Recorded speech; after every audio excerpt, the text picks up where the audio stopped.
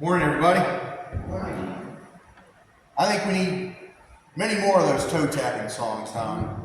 I tell you what, music definitely hits the soul, and it can be very, very positive. Today's scripture is from the book of Mark.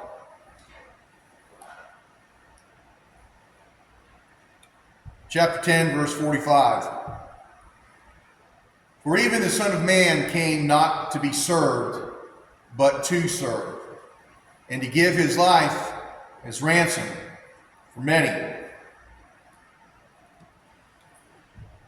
As we remember the significance of this Memorial Day weekend, we remember those who gave their lives for our country. I remember when I was in my early and late teens, in my 20s, I was extremely patriotic. President Reagan was president in my high school and college years. I admired President Reagan for his love for our country, and I was inspired to give to my country because of him and because of my father, who served 30 plus years in the United States Air Force. I felt very strongly, and I still do, for our country, which allows anyone to achieve, regardless of your race, your religion, your sex, or your education. The only limits are the ones that we put upon ourselves, just like with being a Christian. When I was an officer in air defense. That was the unit that pretty much shot down airplanes and helicopters. And when we had the first Persian Gulf War, Desert Storm, my unit didn't get deployed because all of the airplanes that Saddam had were destroyed. And we were stuck stateside for post support when all of our brothers and sisters were over there.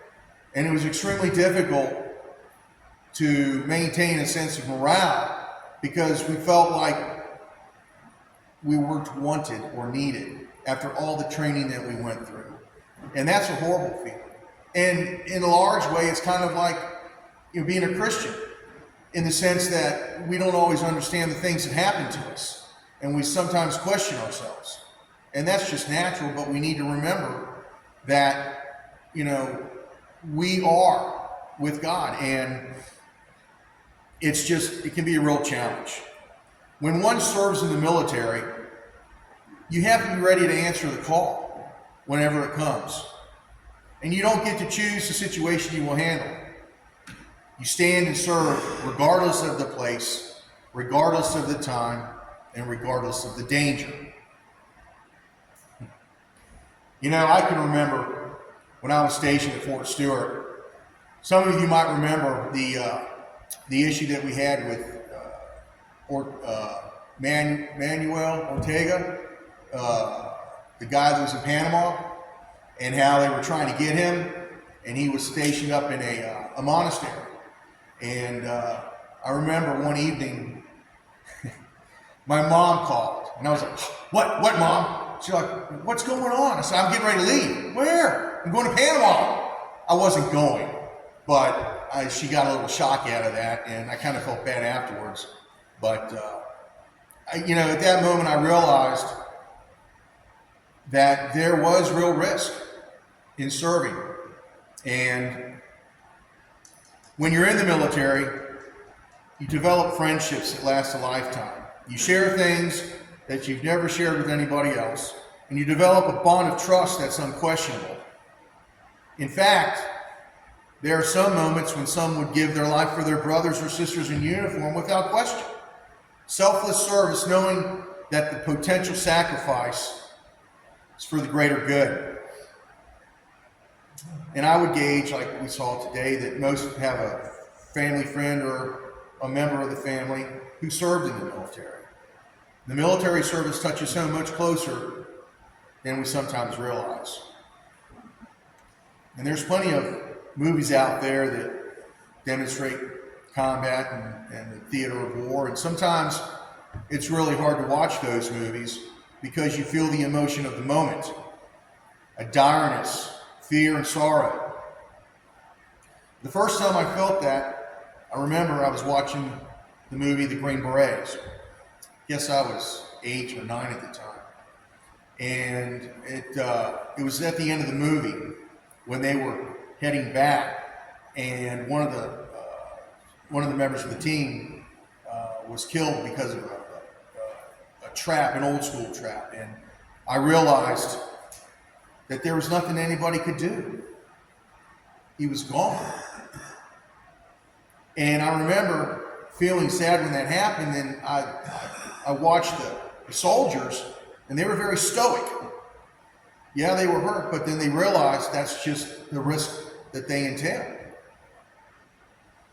And then I realized later in life that you have to be aware of those risks. I went, then, we all have family members who have served since 9/11, and we've been in a state of war ever since that. I have a brother-in-law who just retired after spending 20 plus years in the United States Marine Corps. And I've got friends that have served, some are still serving, family members that have served, and they've witnessed death and injury to fellow service members. And some have a sense of guilt that nothing happened to them, and they wondered why they were spared. And that in its own way, if you will, is a sacrifice that they have to make for a lifetime.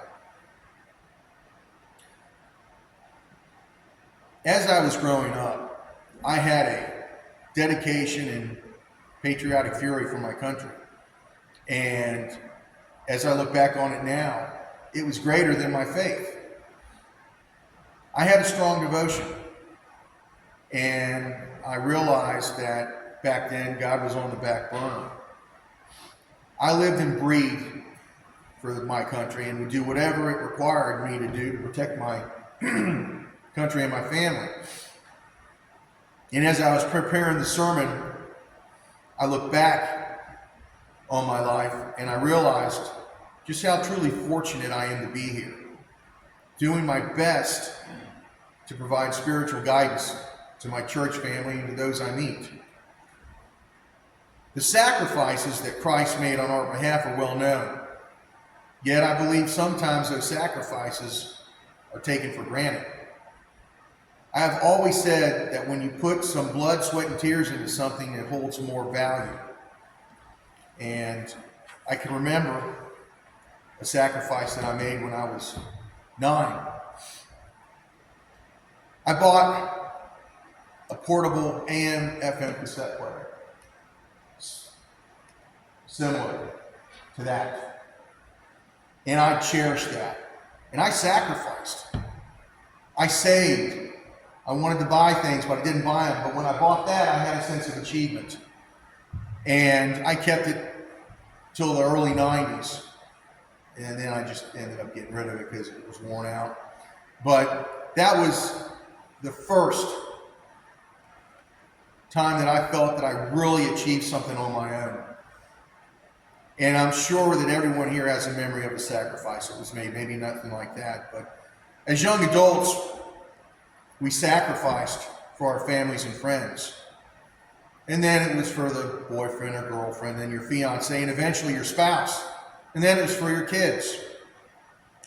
I gave the commencement speech for the baccalaureate service last Sunday for the West Point graduates. And I basically told them as adults, you need to be prepared to sacrifice because that's part of the daily norm of being an adult.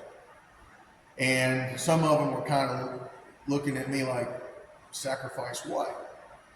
And I just said, when you get older, there's going to be things that you're going to have to do that you don't want to do. And that's called a sacrifice. And I find myself now sacrificing for others.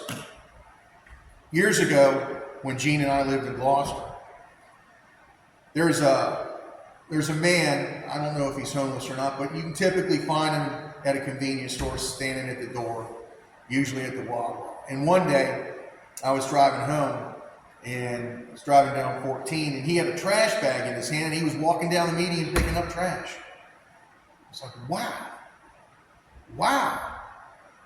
And so I managed to see him a month or so later, and I walked up to him and I thanked him. I said, look, I saw you picking up the trash on Route 14, and I want to thank you for that. And I gave him $20.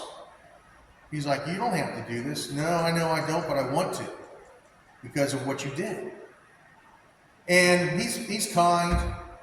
And sometimes when I see him at Wawa, I'll go in, I'll get him a bottle of water and a sandwich, and I'll hand him a couple of dollars that I have on me.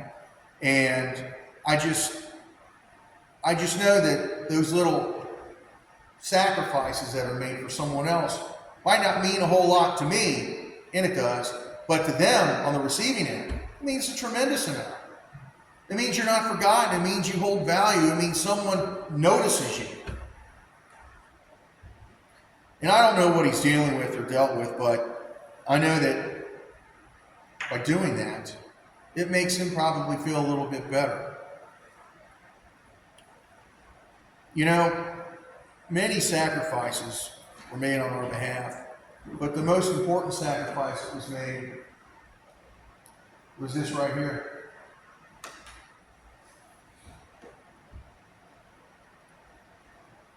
Jesus died on that cross to save us from sin. And he died not to condemn this world, but to save it. Imagine someone dying so that you can continue living. Would that have an impact on you? I believe it would. And right there. I could say the same about my relationship with God. I went through some very difficult times, and through it all, I never lost my faith, but that faith was locked in a shell. And now, that shell has turned into a huge oak tree. And I know you get tired of me saying that, honey, but it's true. It's the truth. And now it's continuing to grow. And as Christians, we should learn to sacrifice for others. As Christ sacrificed on our behalf, the ultimate sacrifice, it's the least we can do to honor that sacrifice by following his command. Love one another as I have loved you. And it's our opportunity to demonstrate to others what Christ did for us and follow that command. And we're all capable of doing it. It's just a matter of choosing to do so. And that's free will. And that's the gift that we have. Whether we choose to exercise it the right way or the wrong way, it's up to us. But sacrifices need to be made on behalf of others. And the greatest sacrifice that the members of the service did for us is at Arlington Cemetery and other cemeteries. They gave their lives for something that they believed in that was greater than themselves.